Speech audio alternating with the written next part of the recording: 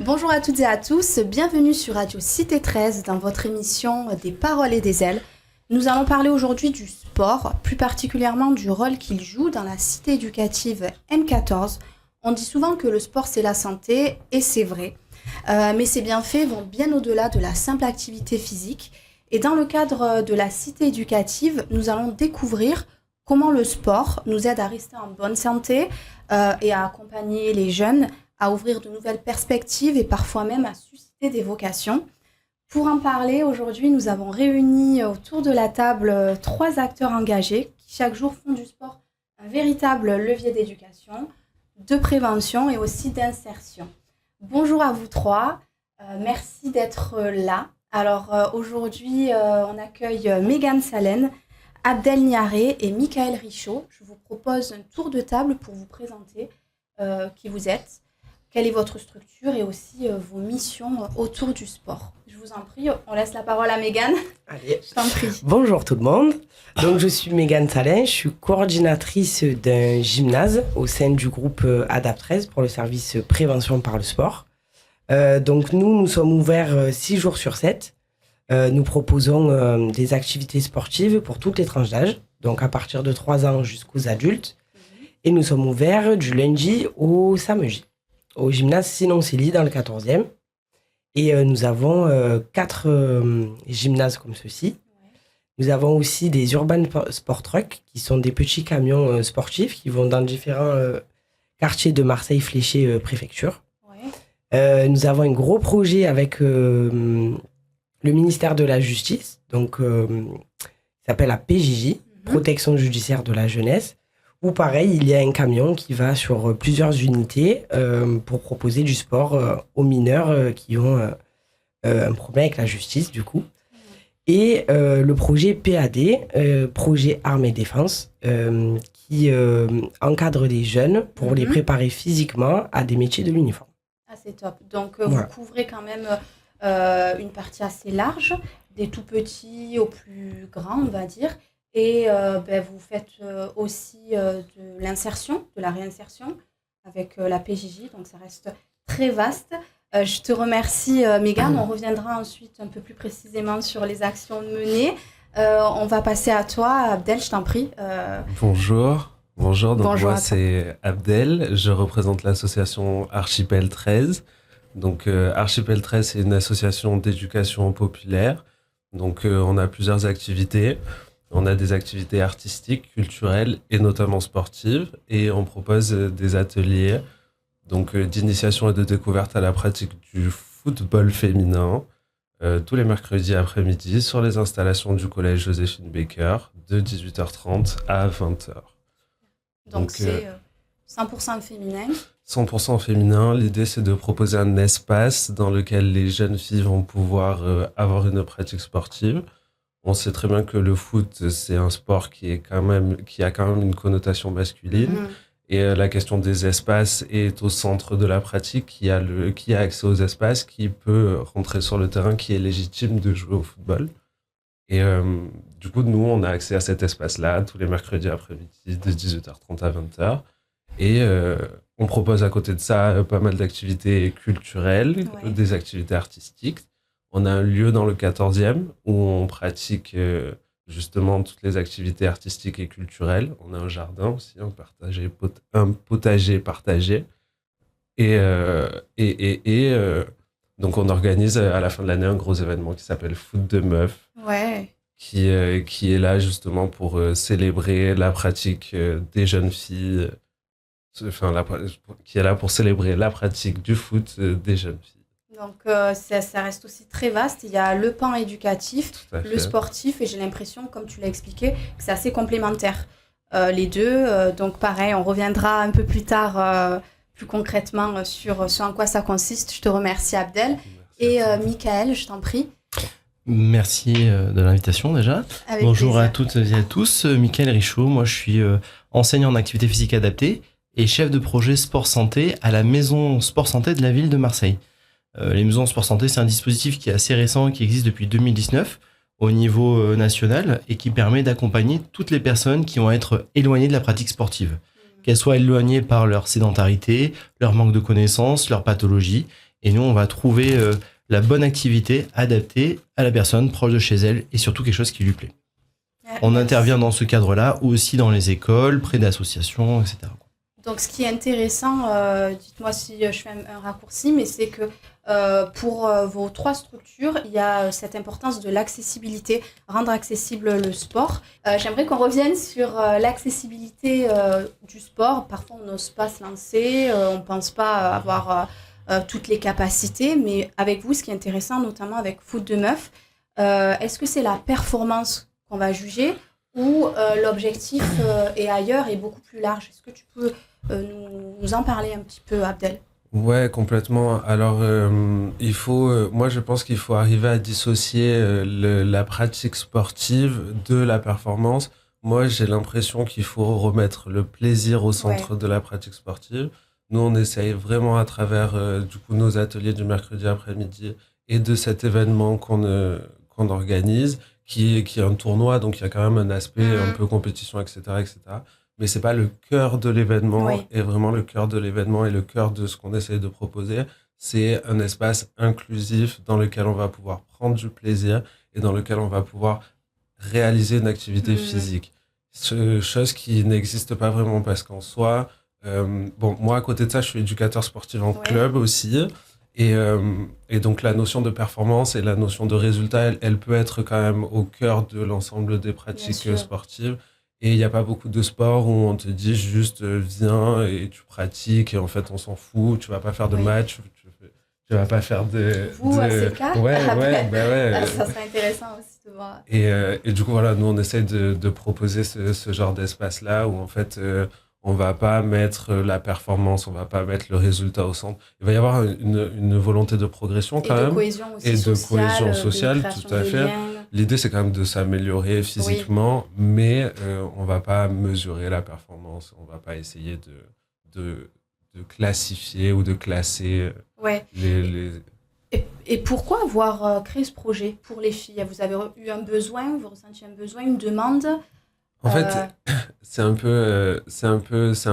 Bon, il y a 2 choses. La première chose, c'est le besoin, il a été exprimé par les jeunes filles. Donc, le besoin a été exprimé par les jeunes filles qui sont venues me voir. Elles savaient que j'encadrais déjà des petits garçons au foot en club. Et elles sont venues me voir et elles m'ont dit pourquoi nous, on n'a pas le droit d'avoir des entraînements aussi.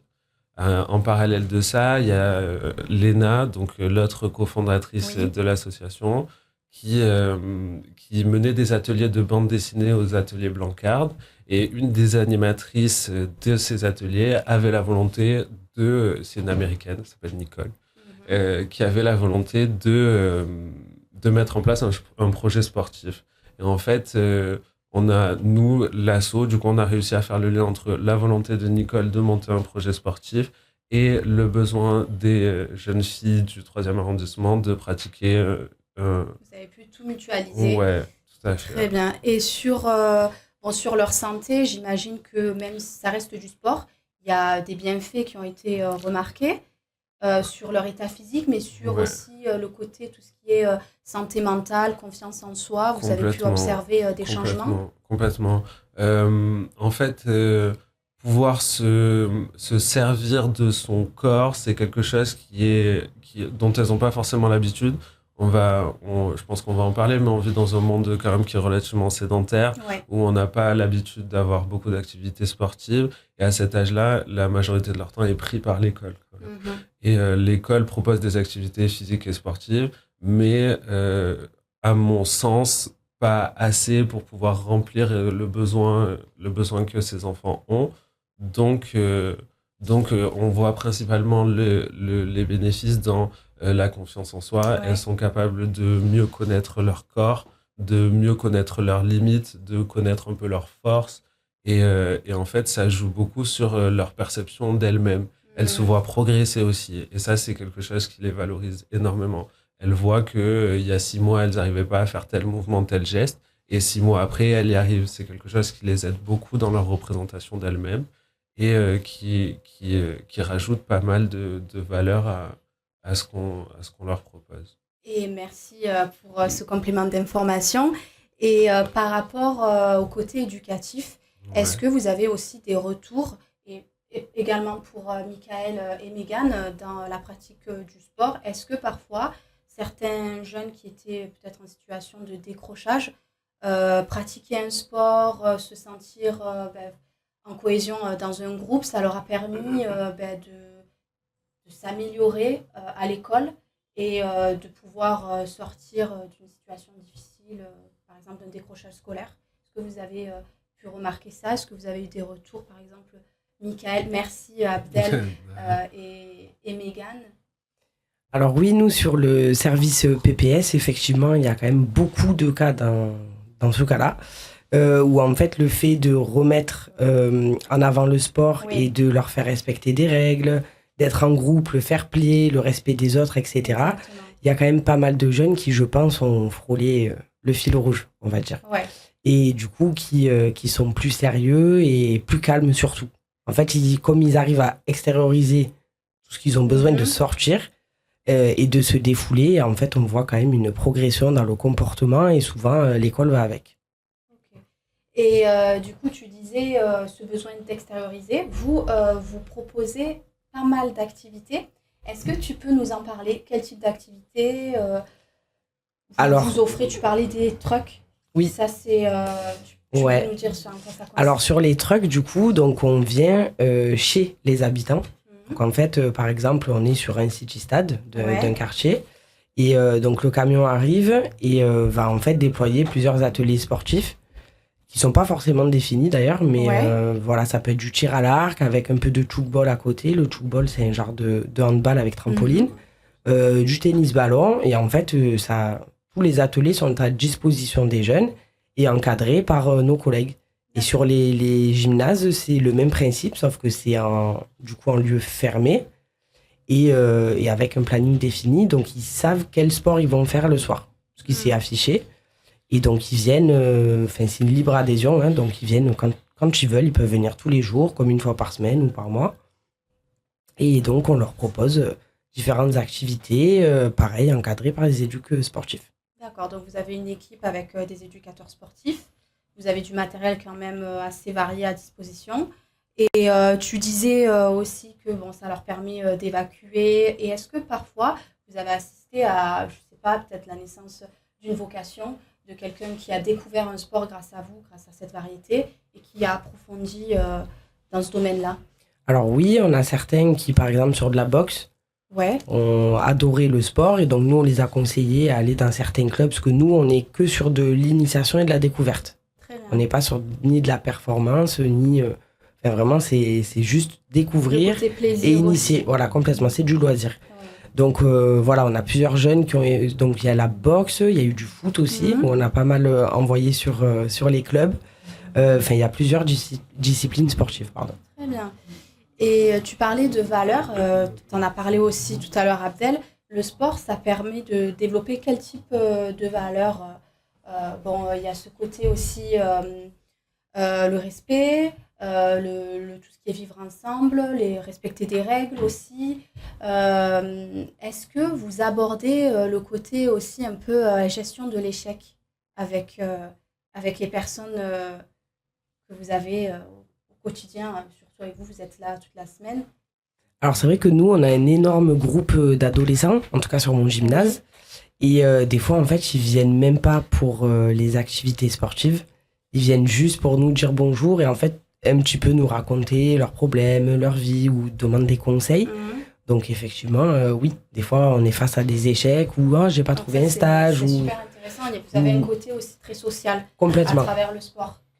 Là par exemple, la semaine prochaine, je vais avoir 2 jeunes qu'on a en activité habituellement, donc des ados, qui vont faire leur stage, je crois que c'est stage de seconde et un en première chez nous pendant 2 semaines. C'est super. Voilà. C'est rassurant de voir qu'avec ton exemple et celui d'Abdel, les jeunes s'intéressent quand même au sport.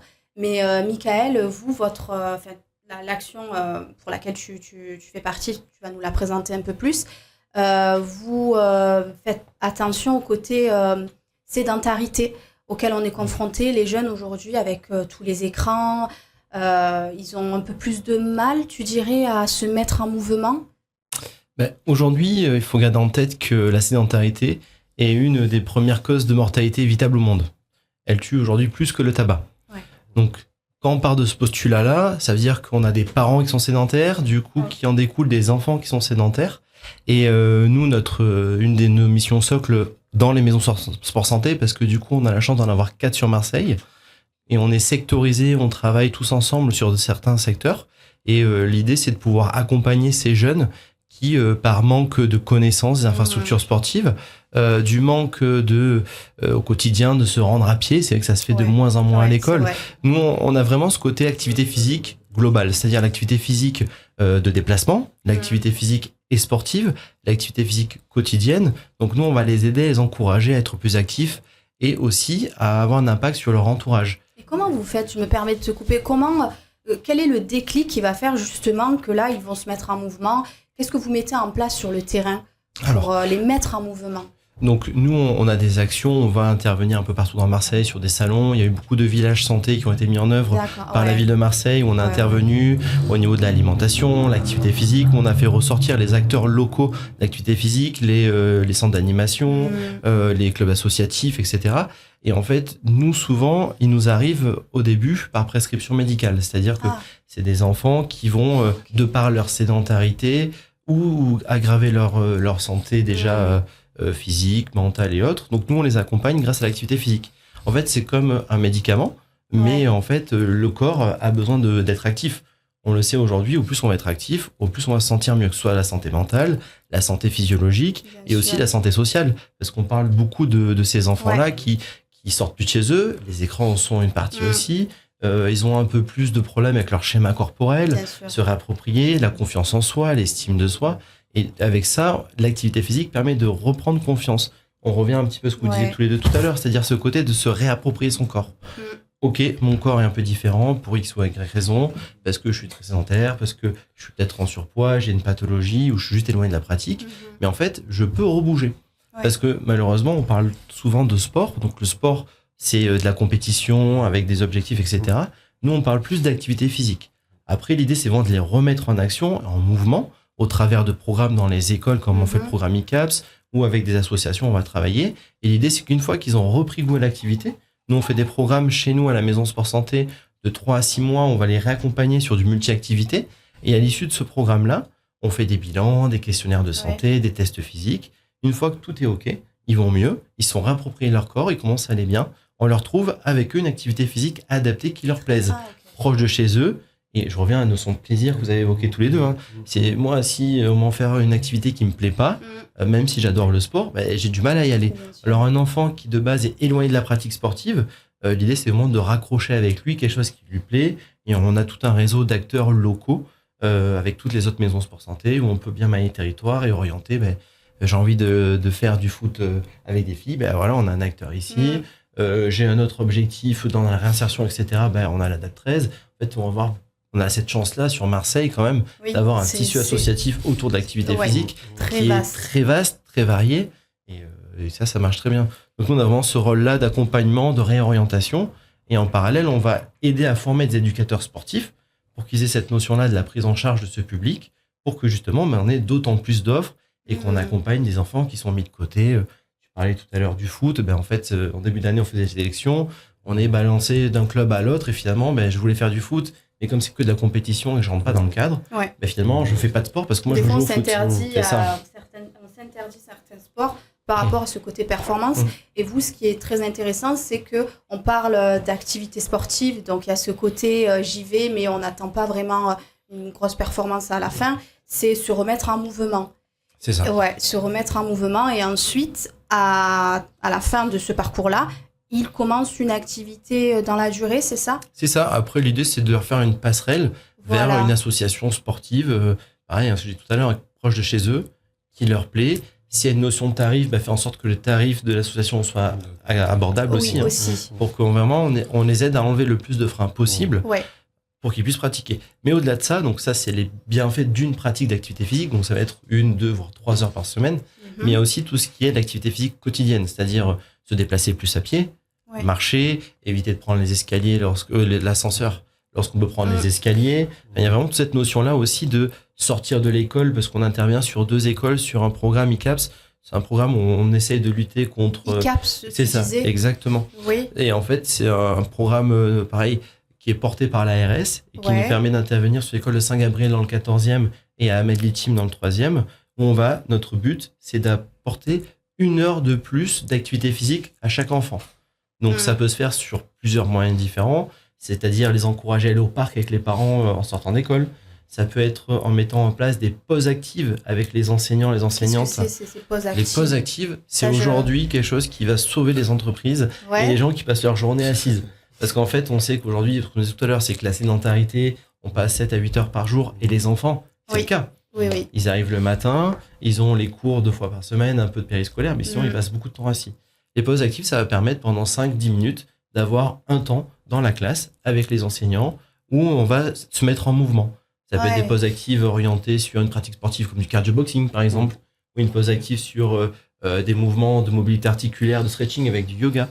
Et en fait, on a créé des supports pour les enseignants qu'on a accompagnés à maîtriser pour qu'ils puissent de temps en temps, 1 à 2 fois par semaine, faire un temps de pause active quand j'ai besoin de faire retourner au calme mes enfants ou je sens qu'ils sont un peu excités. Et en fait, ça permet de rompre un peu ces moments de sédentarité et de les mettre à profit avec plein de thématiques différentes. Et ça, ce projet, il est mis en place depuis combien de temps maintenant? Alors nous, c'est une expérimentation qu'on a commencé sur Marseille. Donc ça fait depuis 2025-2026 qu'on va continuer l'année prochaine. Il y a 4 axes principaux. C'est augmenter l'offre d'activité physique autour des lieux de pratique, c'est-à-dire que on va rencontrer les CMA, on va rencontrer des associations, leur expliquer qu'est-ce qu'on fait, le public qu'on peut rencontrer, les aider à développer des créneaux en plus.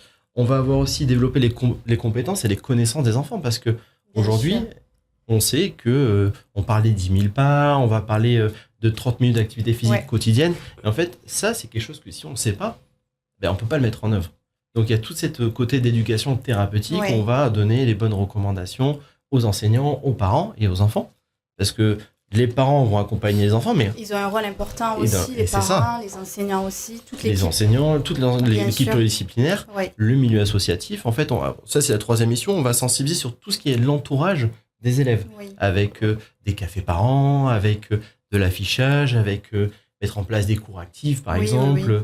Pour vraiment, l'idée, c'est je parlais tout à l'heure de mobilier et d'accès à l'espace urbain pour que ça favorise les pratiques sportives. Ce qu'on essaie de faire. De plus en plus, vous avez vu, il y a les rues des écoles qui sont avec des mobiliers actifs où les parents peuvent attendre, etc. Donc, cet enjeu, c'est de rendre les gens le plus actifs possible par une pratique d'activité physique régulière, mais aussi dans leur comportement quotidien.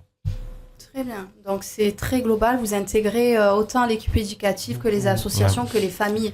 Et j'allais y venir. Je voulais te demander quels conseils tu pourrais donner aux familles parce que c'est vrai que les enfants dans la sédentarité reproduisent des comportements qu'il y a à la maison. Et qu'est-ce que tu pourrais conseiller, toi, aux familles? On sait que c'est compliqué. Bon, moi, je parle personnellement des fois quand on a un enfant qui est souvent sur son écran ou comment lui redonner hors du temps scolaire cette envie-là de lâcher son écran et de se mettre en mouvement. Alors, je pense qu'il n'y a pas aujourd'hui de solution miracle si on va tous appliquer. C'est vraiment quelque chose qu'on va adapter sur chaque famille, dans chaque spécificité. Mais l'idée, c'est déjà de participer plus avec son enfant. Parce que du coup, lorsqu'il est sur un écran, c'est qu'il est tout seul.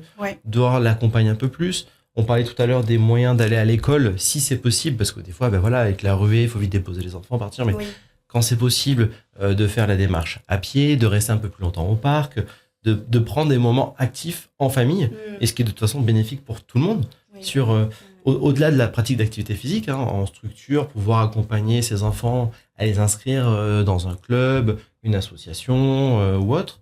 Mais déjà, c'est de prendre ce temps actif ensemble, mais après, tout simple à la maison. Cuisiner, faire les tâches quotidiennes, étendre du linge, faire un peu la vaisselle, c'est compliqué pour un enfant, mais je veux dire, toutes les tâches quotidiennes de la maison qu'on peut faire à plusieurs et les rendre plus actifs. Et puis avoir une veille un peu sur ce quota d'heures qui est limité sur les écrans, interdit à partir d'un certain âge, enfin jusqu'à un certain âge. Donc il y a vraiment aussi ça, dans cet apprentissage des compétences aussi, c'est de savoir qu'en fait, on recommande un certain nombre d'heures par jour, pas avant 4 ans par exemple. Et du coup, il y a aussi cette notion de connaissance à apporter. Tu voulais ajouter quelque chose? Je voudrais rebondir sur les écrans et je vous confirme que c'est une calamité parce que nous qui avons la tranche d'âge des 3-5 ans, des fois on en a qui en fait de base connaissaient pas donc le gymnase ou les collègues sur les Urban Sport Truck. Et en fait, on voit que les petits, ils sont, comment vous dire, ils ont un temps de retard en fait sur les autres.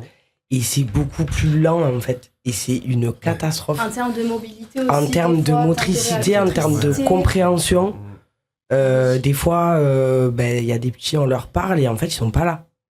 Et après, quand on discute avec les parents, ils nous disent oui, voilà, on connaissait pas le camion Urban Sport Truck ou le gymnase. On vient d'arriver, mais c'est vrai que de base, mon enfant, il est un peu sur la tablette, tout ça. Et en fait, on le voit. Nous, en tant que professionnels du sport, on voit de suite la différence avec un enfant qui est vraiment tout le temps sur la tablette ou la télévision et un autre qui est plus au parc ou qui a de meilleures habitudes, on va dire. C'est vrai que c'est flagrant, quoi. Ça revient un petit peu sur ce que tu disais tout à l'heure des bénéfices de l'activité physique. C'est vrai que lorsqu'on arrive à substituer ce temps d'écran qui est souvent démesuré, là, la semaine dernière, on a fait les derniers questionnaires. On les a pas encore interprétés, mais on voit que les enfants passent quand même au quotidien énormément d'heures. Que ce soit sur... aujourd'hui, c'est quand même le smartphone qui a pris le dessus. Et moi, je vois que dans des classes de CE2, les enfants ont déjà leur smartphone. Donc, lorsqu'on arrive à substituer ce temps sur les écrans par des activités physiques, on gagne sur le scolaire parce que justement, dans une tâche bien spécifique, on va s'apprendre à se concentrer plus longtemps, alors que lorsqu'on est sur un écran, on passe vite on scrolle toute la journée, ou on fait même du multitâche, je suis sur mon écran en même temps sur ma télé, et en fait, du coup, ces capacités de concentration, en fait, on les perd. Et le fait de, grâce à l'activité physique, avoir moins d'écran et plus se focaliser sur des tâches complexes, maintenir longtemps une activité, je pense qu'on gagne en concentration et en bénéfice sur l'école, du coup. Ouais. Et comment c'est accueilli par les enfants? Bon, là, vous avez mis ça en place depuis quelques mois. Est-ce qu'ils sont motivés par le dispositif? Quels sont les premiers retours que vous avez eus? Alors, les retours dans les écoles, on a été très bien accueillis. Les enseignants, tout le périscolaire, parce qu'on a travaillé avec les écoles et différents périscolaires, ils sont vraiment joué le jeu, tout le monde a été très motivé de la démarche. Les enfants ont adoré faire les pauses actives avec les enseignantes. Donc c'est vraiment quelque chose, les enfants, lorsqu'on leur propose de jouer, d'être en mouvement, il n'y a aucun enfant qui va dire non. Donc c'est vrai que c'est une démarche qui a été bien accueillie. Après, voilà, il faut qu'on apporte encore plus de choses, plus de propositions. Mais déjà, pour une première année, on a eu de super résultats et un engouement vraiment bien affiché, quoi. Bon, c'est positif et on espère que ça va s'étendre un peu plus parce que ce problème de sédentarité, comme tu le disais, ça cause beaucoup de dégâts sur la santé. Et on a bien vu, grâce à vous, que le sport, en fait, c'est pas juste une question de performance.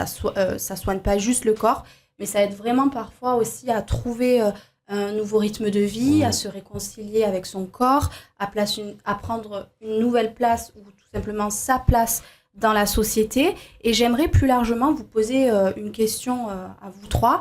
Est-ce que vous pensez que le sport peut offrir une seconde chance? Est-ce que ça peut être un tremplin vers autre chose que juste une pratique sportive?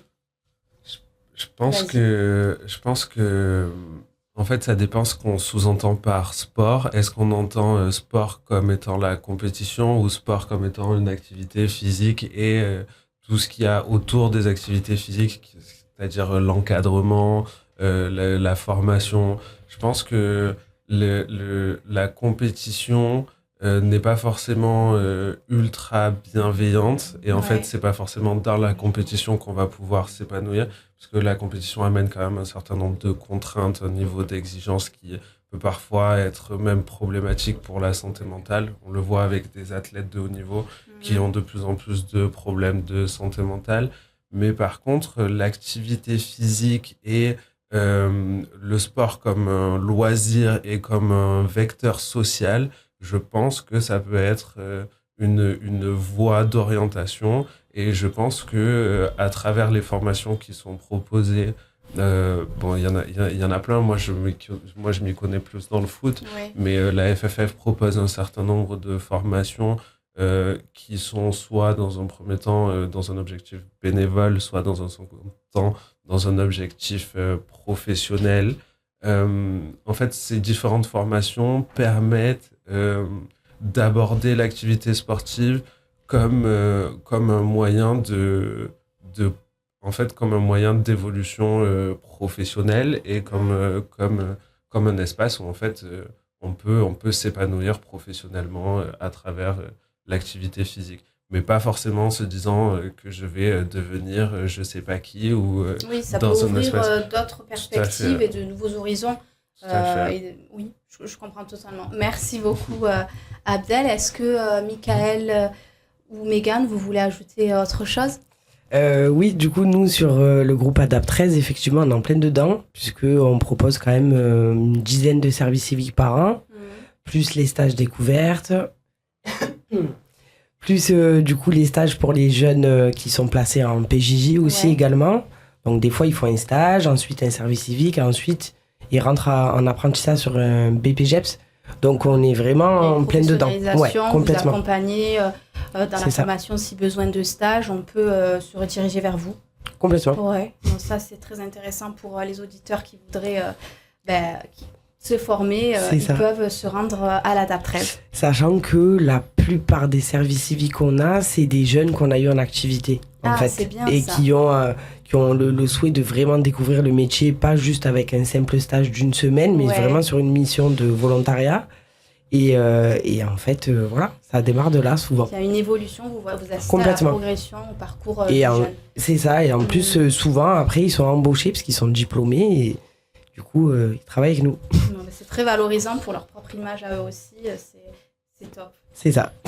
Merci Megan. Et Michael? Et en fait, c'est vrai qu'on peut parler quand même de deuxième chance, dans le sens où nous, on accompagne des gens qui vont être atteints de pathologies, de cancer ou autre, Ouais. et en fait, qui vont se retrouver toute une vie sans avoir pratiqué de l'activité physique. Et dans le cadre de leur maladie, en fait, ça fait partie du parcours de soins, hein. Mhm. Prescription médicale 2016. Donc, les médecins doivent prescrire l'activité physique dans un cadre de santé, hein. Ouais. Et 2019, les maisons sport santé, donc c'est quand même quelque chose de récent. Mais dans ce parcours-là, en fait, on va recevoir des gens qui sont en traitement, chimiothérapie ou autre, et découvrent l'activité physique. Et en fait, ça leur fait un nouveau départ. Et ils se disent, en fait, l'activité physique leur a fait tellement de bien dans leur vie, pendant leur traitement, etc., que Ouais. en fait, ça devient un nouveau départ.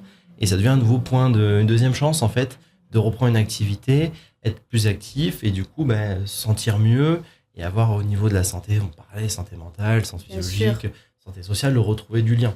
C'est pour ça que voilà, sur la ville de Marseille, il y a cette maison sport santé, hein, que nous on est sur le 4, 5, 6, Ouais. mais il y en a aussi 3 autres.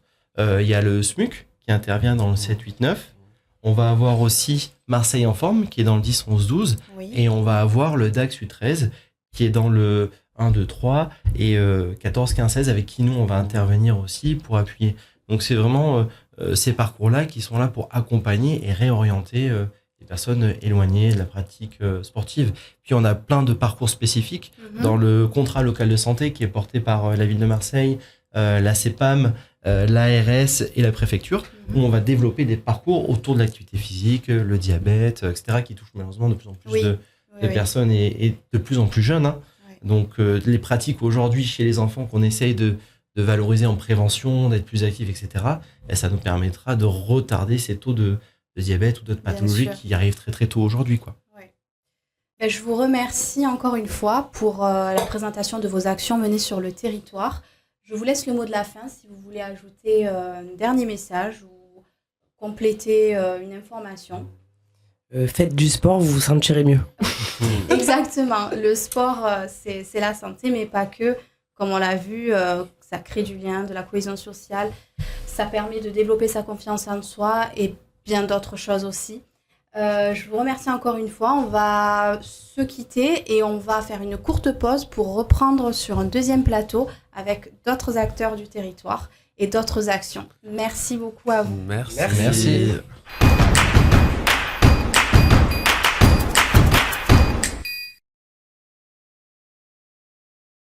Nous poursuivons cette émission consacrée au sport au sein de la cité éducative M14 et on va accueillir de nouveaux invités pour approfondir la réflexion et découvrir d'autres actions menées sur le territoire. Bonjour Mehdi et bonjour Sabri. Bonjour. Je vous propose de vous présenter quelles actions vous menez sur le territoire et qui vous êtes. Mehdi, on peut commencer par toi ? Bien sûr.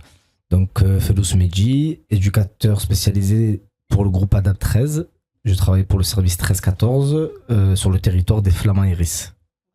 Voilà. Donc, petit point sur mon parcours peut-être, commencer dans l'animation très jeune et dans le sport. Et après, au fur et à mesure des expériences professionnelles, j'ai atterri à l'ADAP où j'ai eu un contrat de professionnalisation. C'est comme ça que j'ai eu mes diplômes. Et petit à petit, on a continué à grimper les échelons pour avoir d'autres diplômes, notamment dans le sport aussi. Donc, du coup, j'ai une double casquette, éducateur spécialisé, éducateur sportif. Et c'est de cette manière que j'interviens sur le 14e au Flamand et aux Iris en tant qu'éducateur de rue. Ouais, super. Tu nous en parleras un peu plus. On s'intéresse surtout sur l'impact du sport dans l'éducation auprès des familles. Merci à toi. Sabri. Du coup, bonjour. Sabri Alimé Saoud, chargé de développement pour l'association Point 13, côté nord de Marseille. Ouais. Ensuite, je travaille en collaboration avec Kevin Quentin, qui lui, il est chargé de développement aussi, mais côté sud. Du coup, moi, j'ai un parcours un petit peu de sportif de haut niveau. J'ai fait pas mal de roller quand j'étais jeune. On a eu pas mal de titres avec Kevin ensemble dans le sport, dans les sports de glisse, notamment le roller freestyle, le roller acrobatique, le roller foot. Maintenant que notre carrière elle est derrière, du coup, on travaille dans le secteur, un petit peu dans le secteur social, on travaille dans les quartiers, on intervient, on fait des animations, on donne des cours et voilà. Merci à vous deux. Mehdi, est-ce que tu peux nous dire quel public vous accompagnez, quel public tu accompagnes et les actions que tu mets en place au quotidien auprès des jeunes Alors, au quotidien, du sport, on va dire. autour du sport, c'est souvent le public jeune, on va dire entre 11 et 20 ans. Après, ça peut aussi évoluer. Nous, surtout en tant qu'éducateurs de rue, comme j'ai la double casquette d'éducateur sportif, on va utiliser le sport comme un vecteur de rencontre et d'insertion professionnelle. Ça veut dire qu'on va rapidement identifier les défaillances du jeune par rapport, par exemple, à est-ce qu'il se lève tôt, est-ce qu'il se lève tard. Donc, du coup, on va lui proposer peut-être une séance de sport le matin pour travailler justement aux freins liés à l'employabilité. Ouais. Et après, on va travailler des questions de séances de sport autour de la motivation, autour du dépassement de soi, pour justement essayer de lui prouver, de lui montrer qu'il est capable de réussir dans le sport. Et à partir de là, on travaillera la question de l'employabilité. Et on peut aussi travailler des questions d'alimentation parce que des fois la santé est liée et ils ont des freins liés à leur santé parce qu'ils sont en surpoids ou en obésité. Ou des fois ils n'ont pas assez de poids, ça peut arriver, on tombe sur des jeunes qui est très maigres, on parle de malnutrition, on parle aussi peut-être d'aller voir si dans la famille ils ont assez de quoi manger au quotidien, donc on peut aussi apporter de l'aide alimentaire via des associations avec qui on est partenaire. Donc en fait ça se travaille de cette manière-là. Donc c'est assez global, hein. Vous travaillez sur le côté santé physique, tout ce qui est alimentaire, etc. Le côté aussi employabilité, tu le disais, j'aimerais bien aussi que tu nous en parles un peu plus, s'il y a des projets développés au sein de l'ADAP 13 pour permettre à ces jeunes, par le sport, de retrouver un emploi et de s'insérer socialement. Est-ce que tu peux nous en parler ? Bien sûr, alors au sein de l'ADAP 13, tous les éducateurs, un peu comme moi, qui ont la double casquette, ils sont un peu plus autonomes dans le sens où ils mettent en place leur petit projet sport par-ci par-là et après ils accompagnent leurs jeunes. On est aussi sollicité par les collègues qui n'ont pas du coup la possibilité de faire du sport pour accompagner ou pour monter des actions avec eux ou en partenariat sur différents territoires. Il y a eu des gros projets à l'ADAP qui liaient le sport et l'employabilité. Et au jour d'aujourd'hui, il y a encore un projet qui existe qui s'appelle Préparation Armée Défense qui lui va cibler tous les métiers de la défense. Donc que ça soit police nationale municipale, armée de l'air, de terre et la marine, pompiers, gendarmes et même éducateurs sportifs. C'est un projet qui vise à sensibiliser tous les jeunes et à les préparer physiquement. Bien sûr, on les prépare physiquement, mais on prend en considération aussi tous les problèmes liés au passage de concours. S'il y a des problèmes administratifs, on peut intervenir. Tout le travail d'un éducateur spécialisé, mais en plus, on cible la préparation physique pour le concours que le jeune veut que le jeune veut passer. D'accord. Voilà. Donc vous les accompagnez dans la constitution de leur dossier, tout ce qui est administratif, et vous leur proposez des sessions aussi. Il y a un planning qui est organisé. Il y a un compte Instagram et en fait les jeunes qui nous sont orientés automatiquement, ils ont accès à ce compte Instagram pour voir l'évolution, enfin pour voir le planning des séances. Donc le lundi c'est sur l'école de la deuxième chance dans le gymnase. Le mardi on est sur Pont de Vivo. Le mercredi, on est sur le complexe Saint-Mauran. Le jeudi, au complexe sportif départemental de Fontaigneux.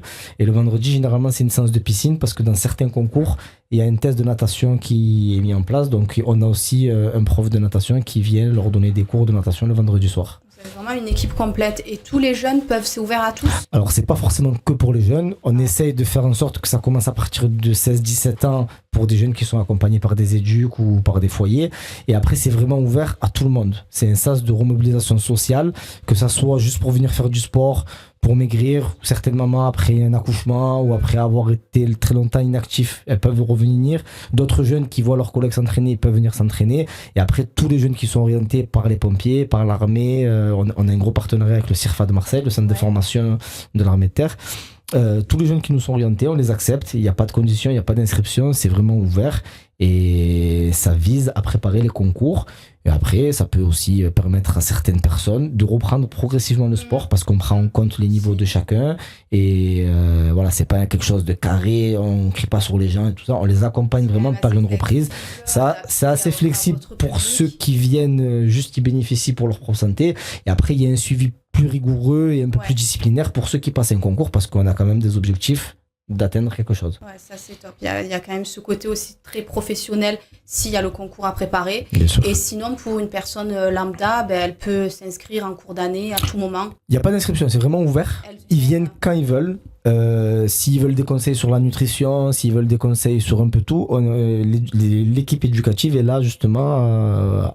Elle sert à ça en fait, elle sert à donner tous les conseils et à préparer les jeunes. Et même si il n'y a pas de concours, il y a une attention bienveillante pour que justement les jeunes soient accueillis dans un certain cadre. Et est-ce que tu as eu des retours de personnes accompagnées qui seraient maintenant à l'armée ou ailleurs? Énormément. Ouais. On a beaucoup de jeunes qui sont rentrés chez les pompiers, qui se sont régalés, qui sont très reconnaissants du projet parce que c'est grâce à ce projet qui existe maintenant depuis 15 ans qu'ils ont pu réussir à s'installer dans cette dynamique de travail. On a beaucoup de jeunes qui sont à l'armée, que ce soit les 3 armées, armée de terre, armée de l'air et la marine. Encore il n'y a pas très longtemps, une jeune fille qui vient d'arriver sur sa base en Bretagne, là-bas, à Angoulême, qui me disait, je cherche un référent pour justement mon major qui me demande de rendre des comptes. Donc il faut envoyer des photos à quelqu'un, il faut que ça soit toi parce que c'est avec toi que j'ai tout travaillé mon projet. Donc on suit vraiment l'évolution des élèves.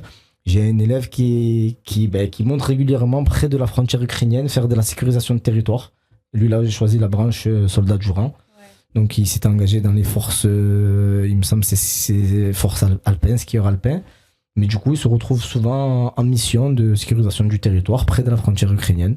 Donc voilà, c'est plein de parcours différents, plein d'évolutions différentes, des jeunes avec qui on a fait des pertes de poids exceptionnelles pour qu'ils puissent réussir leur concours. On a pris en considération leur obésité, on a pris en considération leurs problèmes de nourriture et on les a accompagnés. Ça a pris 6 mois, 1 an pour certains, mais on est arrivé à l'objectif où ils ont réussi les concours et ils sont partis. Et c'est ce qui est, merci Mehdi, et ce qui est super intéressant, c'est que vous vous adaptez vraiment au profil et vous les amenez jusqu'au bout pour atteindre leur projet. Et parfois, est-ce que vous avez des personnes qui arrivent en perte de confiance, qui se sentent peut-être pas à l'aise et vous arrivez aussi à les remobiliser sur ce côté un peu santé mentale, estime de soi, confiance en soi? Bien sûr. Après, c'est vraiment tout un travail, c'est un travail sur le long terme. Ouais. Et ce qui est mis en place aujourd'hui, c'est que quand c'est des jeunes qui sont vraiment un peu trop loin de l'employabilité ou des formations, il y a plus un lien avec l'éducateur spécialisé des référents de son territoire pour justement travailler cette question-là. Après, il y a une grosse solidarité sur ce projet, c'est que les jeunes considèrent qu'ils sont une petite équipe, une team. Ouais. Donc, ça s'encourage beaucoup, ça se valorise beaucoup et il y a personne qui abandonne parce qu'il y a une grosse mentalité et c'est ce qu'on met en avant en fait. Quand vous venez vous entraîner avec nous, vous devez réussir. On ne veut pas vous voir très longtemps et normalement entre 6 mois et 1 an après on les voit plus les jeunes parce qu'ils réussissent les concours et qu'ils partent. S'ils reviennent, c'est parce qu'ils reviennent parce qu'ils ont été déçus d'un emploi et ils veulent se réorienter. Mais c'est pas négatif, c'est juste que ça leur correspondait pas et au contraire, le fait est qu'ils reviennent, c'est qu'ils ont trouvé une base stable de travail avec nous. Et après, on essaye de retravailler différemment pour réadapter. Et ça peut être des militaires qui n'ont pas forcément aimé le cadre militaire et qui aujourd'hui veulent rentrer chez les pompiers ou qui veulent rentrer à la police. Donc après, on travaille en fonction des concours pour les réorienter et les aider différemment. Merci beaucoup, Mehdi. Y a Donc, pas de on souci. comprend bien que le sport, c'est vraiment une porte d'entrée vers plusieurs opportunités. Il y a aussi des familles. Et les familles, est-ce que vous avez des mamans qui viennent avec leurs enfants? Est-ce qu'il y a des choses adaptées pour des mamans qui n'auraient pas pratiqué de sport pendant longtemps? Oui, bien sûr. Après, ça se travaille de différentes manières. Il peut y avoir l'éducateur de territoire qui, au sein de son territoire, a constaté qu'il y a pas mal de mamans qui sont en demande Oui. d'activité physique, qui créent un petit partenariat avec le centre social ou avec une association locale et qui développent ce genre d'activité on peut dire de remise en forme, voilà, de préparation. C'est même pas une préparation physique, c'est juste de la remise en forme pour Ouais. maman et on peut même on peut même le laisser dans ce contexte-là pour les mamans. Ou après, pour d'autres femmes qui sont un peu plus volontaires et qui veulent se confronter un peu à la jeunesse, vraiment à la rivalité, on peut les envoyer justement sur ce dispositif de préparation armée-défense, où là, elles vont s'entraîner avec des jeunes qui préparent des concours et le niveau sera un peu plus élevé et elles vont pouvoir peut-être se mettre plus au travail, se motiver un peu plus. Donc après, ça dépend, mais les deux existent et les deux cas de figure peuvent se mettre en place. Je te remercie Y a pas de Mehdi, souci. pour la présentation de ce dispositif qu'on va bien garder en tête si ça peut intéresser des auditeurs ou même des familles qui voudraient en parler à leurs enfants. Merci beaucoup. Sabri, toi, dans votre association, c'est plutôt les sports de glisse. Exactement. Ouais, est-ce que tu peux nous présenter aussi les actions que vous y menez? Ben, bien sûr, du coup, nous, on travaille avec un public qui est un peu plus jeune, parce que généralement, on travaille avec un public qui commence à partir de l'âge de 3 ans, jusqu'à après, il n'y a pas d'âge. Ouais. Pour faire le roller ou la trottinette, on travaille avec tout le monde. On donne des cours pour les adultes, mais généralement, là où on accroche plus avec le public, c'est des jeunes entre 6 et 12 ans qui viennent, qui pratiquent régulièrement l'activité, que ce soit roller ou trottinette. Dans le secteur du 14e arrondissement, déjà, par exemple, on a proposé cette année 2 cours. On intervient dans la plaine des loisirs le mercredi matin de 10h à midi Ouais. et aussi le samedi matin de 10h à midi. Le mercredi, c'est gratuit, c'est pour tout le monde, ou tout venant, c'est tout le monde, tous ceux qui veulent venir participer peuvent participer.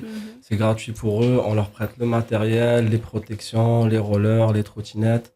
On prête vraiment tout. Il y a même des adultes qui viennent, des parents avec leurs enfants qui pratiquent ensemble.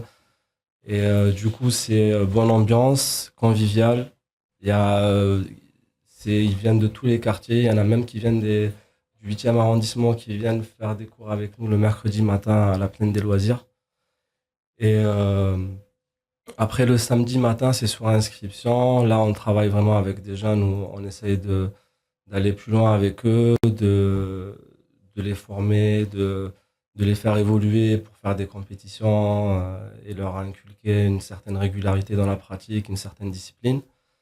Et après, on a mené plusieurs projets dans le 14e arrondissement. On a mené des projets pendant l'été. Par exemple, l'été dernier, on avait fait la caravane du sport. On intervenait Ouais. chaque jour dans un quartier différent. On proposait différentes activités. On proposait le roller, la trottinette, on proposait les casques réalité virtuelle où ils devaient faire du sport Ah, tu peux nous parler un petit peu de ces casques avec des de casques réalité réalité virtuelle. virtuelle. Oui, c'était super intéressant de faire ce projet parce que on s'attendait pas d'avoir cet engouement. C'est vraiment les casques de réalité virtuelle, c'est un jeu un peu qui va attirer des jeunes qui sont un petit peu dans la sédentarité, qui veulent pas pratiquer du sport ou un truc comme ça. Du coup, ça va les attirer. Et en fait, pas mal de gens ignorent le fait qu'avec les casques de réalité virtuelle, on peut faire du sport. Ouais. On peut travailler le cardio, on peut travailler le renforcement C'est vrai, musculaire. c'est vrai qu'il y a pas mal de jeux qui ont Il été y a développés pas mal de jeux qui ont autour été de ça. développés par Ça rapport met à en ça. mouvement. Exactement. Et moi, je suis un petit peu passionné de la technologie, des sports de glisse et de la technologie aussi. Et du coup, ça m'a permis d'allier les deux. Et c'était vraiment super intéressant parce que les jeunes qui voulaient pas faire du sport au début, par exemple, on essayait de leur mettre des rollers, ils voulaient pas, ou faire de la boxe ou quoi.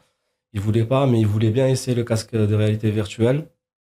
Du coup, après, une fois qu'ils étaient échauffés et dedans, après, ils basculaient plus facilement vers la boxe avec un vrai moniteur.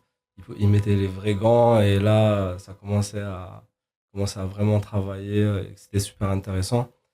Et en même temps, le fait d'aller dans différents quartiers. Après, on a fait des sorties, notamment une fois, une sortie avec Nadia, on l'avait fait. Du coup, on mélange les quartiers. Ouais. Donc, Donc vous créez du lien on aussi crée entre du les lien différents quartiers. avec exactement de différents horizons, même des quartiers dans le 14e, même en dehors du 14e, et on faisait des sorties, on était parti faire du roller au parc Borély, et l'après-midi, on avait fait une sortie en bateau avec l'Arche de Noé qui est située à la Pointe Rouge. C'était Ouais. une association aussi. Et ça permettait aussi de sortir du quartier, de voir autre chose que ce qu'ils voyaient d'habitude. Et donc, voilà, du coup, nous, on travaille d'une façon différente. On essaie d'inculquer aux jeunes une certaine rigueur, on va dire, régularité pour pratiquer le sport et Quand tu commencer dis très jeune. rigueur, c'est-à-dire que En fait, rigueur, c'était pas le bon mot, je pense. On essayait de leur donner envie de bouger, en fait, ah ouais, de faire du sport. ben, dans la Voilà. lutte contre cette sédentarité Exactement. enfin, vous avez un petit peu repris le contre-pied sur les écrans, ce fait d'être tout le temps sur les écrans. Vous Exactement. réutilisez l'écran, mais ça en fait peut-être comme un déclic pour que eux, ils aient un avant-goût et ils franchissent le cap du sport aussi Oui. avec ce que vous avez mis en place. Ben, en fait, déjà, il y en a plein qui pratiquent régulièrement, qui viennent le mercredi. On est plein à chaque fois. Il y a une vingtaine, trentaine de minots qui viennent. On est obligé de faire des roulements dans tous les quartiers de Marseille. C'est comme ça. On n'intervient pas que à la Plaine des Loisirs. On intervient à la Cayolle, à la Soude. Ah oui. On intervient aussi à Herbel. Il y en a plein à Valplan. Il y a plein de quartiers que j'ai oubliés. On est vraiment un petit peu de partout dans Marseille. Là, je vous parle de mon secteur, Oui, là où j'interviens. Mais du coup, on intervient aussi dans des écoles maternelles, primaires, collèges. qu'est-ce que vous leur proposez dans les écoles? Dans les écoles, c'est des cycles généralement, c'est des cycles entre 6 et 12 séances. Ouais, Où on travaille, par exemple, dans les écoles maternelles, dans un premier temps, on va travailler l'autonomie, à mettre les protections seuls. Des enfants de 3 ans, ils ne savent pas mettre les protections, on leur apprend. Après, on leur apprend à comment mettre les protections seuls. À la fin du cycle, on va faire on va faire une petite évaluation pour savoir s'ils sont autonomes ou pas, à tenir en équilibre, à travailler un petit ouais, peu vous à la travaillez motricité. beaucoup d'autres compétences Exactement. à travers le sport, en fait. À travers le Motricité, sport, autonomie. la trottinette. Généralement, en maternelle, on commence avec la trottinette. L'école primaire, on fait du roller. Ouais, Et le collège aussi, on fait des rollers, mais on fait aussi des sorties dans des skateparks. On part un petit peu dans différents skateparks de la région et c'est super intéressant. et comment c'est accueilli aussi par les familles? Parce que tu disais tout à l'heure que vous allez un petit peu à la rencontre de différents quartiers. Et Oui. les sports de glisse, c'est vrai que c'est pas très commun, j'ai envie de dire. Des fois, on s'autorise pas trop le roller, les choses comme ça. Comment Oui. c'est reçu par ces familles? En fait, ça a beaucoup de succès. Ouais, Ça a vraiment, il y a beaucoup de monde qui, dès qu'on fait une animation, quand on met les rollers, tout le monde vient, ils veulent essayer. Même ceux qui savent pas, ils veulent essayer au moins une fois. Surtout que nous, on va dire, on a l'expérience et on sait comment mettre des Oui. rollers à des débutants, comment leur apprendre vraiment étape par étape. Les gens, ils sont très contents et c'est un sport qui est mixte, du coup, que ça soit filles, garçons, jeunes, plus grands, c'est vraiment, il y a un mix de tous les âges et il y a beaucoup de succès, vraiment, ouais. sans Et- prétention. Ouais, pour rebondir sur ce que tu dis, tu parles de toute cette mixité, etc. Et j'aimerais avoir votre avis sur la question, en quoi pour vous le sport, il apprend aussi à vivre ensemble? Le côté, on parle beaucoup de cette histoire de vivre ensemble, de développer certaines valeurs, etc. Vous, est-ce que vous le voyez au quotidien que le sport peut réunir et développer toutes ces valeurs de cohésion, de respect, etc. Tu veux commencer, Mehdi? Oh, vas-y, je t'en prie. En fait, par exemple, le roller, dès qu'on va faire du roller, on va être concentré sur soi-même. On va travailler avec le respect des règles, l'esprit d'équipe, communiquer ensemble. Parce que le roller, on pense que c'est un sport individuel, mais c'est un sport collectif. On s'entraide, que ce soit pour mettre en place les choses ou pour dans une activité, quand on va faire des jeux, tout ça, donc il y a des stratégies à mettre en place. Du coup, il faut communiquer. Et après, moi, personnellement, j'ai pas vu de soucis avec la mixité ou quoi que ce soit dans les quartiers. Au contraire, Ça encourage, au ça contraire. encourage. Et nous, on va travailler surtout avec eux la confiance en soi, la persévérance. Des valeurs aussi exactement. importantes dans la remobilisation de l'emploi, comme tu en parlais tout à l'heure, Mehdi. C'est vraiment des valeurs qu'il faut développer pour pouvoir mieux se réinsérer par la suite. Et tu nous as donné des exemples de personnes accompagnées. Est-ce que vous, de votre côté, dans votre structure, pareil, il y a des personnes qui se sont orientées dans le sport ou qui ont eu des idées, des ouvertures professionnelles ou autres? Nous, on a eu des intentions de faire des projets comme ça, de former des jeunes avec nous, mais pour le moment, on n'a pas pu les mettre en place. Et je trouve que le projet de l'ADAP est super intéressant. Et... Oui, j'ai pu accompagner des jeunes de chez eux parce que je travaillais aussi en tant qu'éducateur de rue. J'ai travaillé avec leur association fut un temps. Et il y a des jeunes que j'ai pu accompagner qui sont aujourd'hui militaires. Ça veut dire que c'est des jeunes qui ont été dans le roller soccer à l'époque. Ils avaient leurs équipes sur Maison Blanche et au jour d'aujourd'hui, ils sont rentrés sur le dispositif, ils sont militaires, ils sont à l'armée, ils font leurs allers-retours. Donc il y a tous ceux qui sont acteurs sportifs sur le territoire, ils ont un impact sur les autres projets parce que c'est des jeunes qui sont pas forcément sur un emplacement, ils bougent en fonction de l'actualité des territoires. Donc et surtout ces jeunes, ils aiment la performance. Comment à un moment donné on se mélange? Mais tout simplement, on vient pas du même quartier, on est sur le même projet, mais comme on est en train de performer, eh ben, je veux me rapprocher des meilleurs, je veux être parmi ceux qui réussissent à faire certaines choses. Donc automatiquement, le mélange il se fait à ce niveau-là. On va se retrouver parce qu'on a le même niveau sportif. Mais on vient pas du même quartier, on vient pas de la même classe sociale, garçon, fille, peu importe. C'est à un moment donné, c'est aussi la performance et le niveau dans le sport qui va faire en sorte que ça se ressemble. Et on a aussi l'effet inverse. On a ceux qui sont très forts et qui disent on va pas abandonner. On a les collègues, ils sont un peu à la traîne, ils sont à la ramasse, ils sont pas bons, donc on va les coacher, on va les encourager. Donc tout ce mélange et toute cette cohésion dans le projet fait en sorte qu'à la fin, on en sort avec de l'entraide, tout simplement, et un mélange, un vrai mélange. Merci à vous deux et j'aimerais bien qu'on reste sur ce message que tu viens de nous partager, Mehdi, ce côté entraide, le fait que le sport aussi s'apporte vers le haut. J'ai l'impression que chacun s'élève grâce aux performances des autres, etc. Je vous remercie. Est-ce que vous avez un dernier mot à ajouter, un message que vous voudrez faire passer aux auditeurs?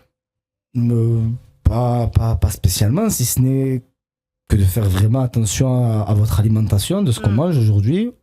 Malheureusement, l'industrie agroalimentaire nous vend des produits de moins en moins chers, mais qui sont de pire en pire pour la santé.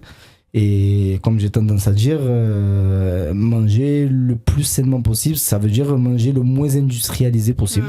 Faire attention tout simplement. À ce qu'on met dans son assiette ça commence par ça. Et surtout, essayer de décrocher les écrans et de marcher un petit peu de temps en temps et de faire un petit peu de sport. Voilà. Merci.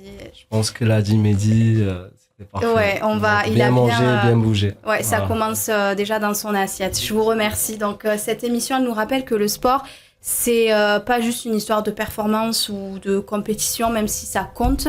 C'est aussi un espace où on apprend à se connaître, à prendre soin de soi, mais aussi des autres, à reprendre confiance aussi en soi et à construire son avenir. C'était vraiment un plaisir de vous recevoir.